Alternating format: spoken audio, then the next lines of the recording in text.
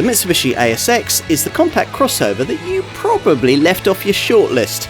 Does this improved version deserve your attention?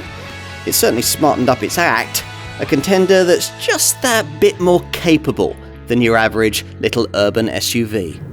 In an age where increasingly small SUVs ride and handle just like the compact hatches that they're based on, this ASX is cut from a rather different kind of cloth. But then you might expect that from a brief look at the basic recipe here. It's a small crossover with a big 2-litre petrol engine lacking any sort of turbocharger. It's a power plant that's marshalled in most models by a manual gearbox featuring only 5 speeds. There's also proper ground clearance and the option of a decent four-wheel drive system if you want it. Now this is how SUVs used to be and how they were when this car hit the market in its very first form back in 2010. That 2-litre petrol engine is the only one on offer and it puts out 150 horsepower. It replaces the previous 1.6-litre unit and that could only muster 115 horsepower.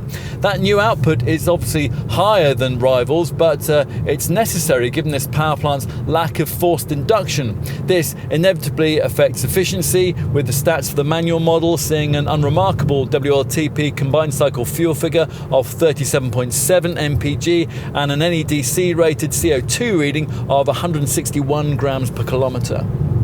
Buyers choose between a front-driven manual model or the top version that we're trying here, which gives you an Invex 3 CVT auto gearbox and Mitsubishi's proven four-wheel drive system. For the times when you don't want your ASX to be front-driven, that 4x4 setup offers four-wheel drive auto and four-wheel drive lock settings, and there's a higher than usual ride height for a car of this class too, set at 190mm. That doesn't make this car into any kind of off-roader, of course, but we think it'd be more capable on light tracks than most of its rivals, and it'd be a better tow car too for something like a small caravan, thanks to the four-wheel drive option and the 1.3-ton brake towing capacity. But few ASXs will have to work for their living in such a fashion, and even fewer will ever be seen on anything other than a paved surface. So if you were minded to consider this Mitsubishi, you'll really have to decide whether its tarmac drive dynamics would suit your preferences.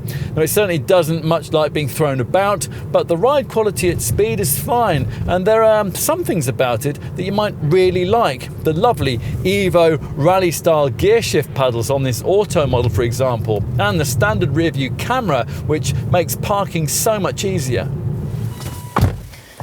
Facelift budgets rarely allow for any fundamental changes in cabin architecture, and this one's no exception. As for the updates made here, well, most of those are detail ones. There are new seat fabrics, or in the case of this top Exceed model, smarter leather upholstery.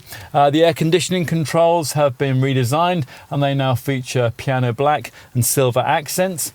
More piano black trimming now features on the central instrument panel, and there's a smarter black headliner too.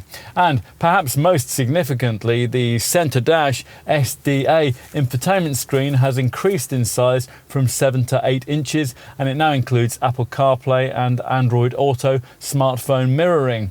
The recessed gauges that you view through this redesigned 4-spoke leather stitched steering wheel, they are very much of the conventional kind, and they're separated by a small display with fuel and temperature readouts.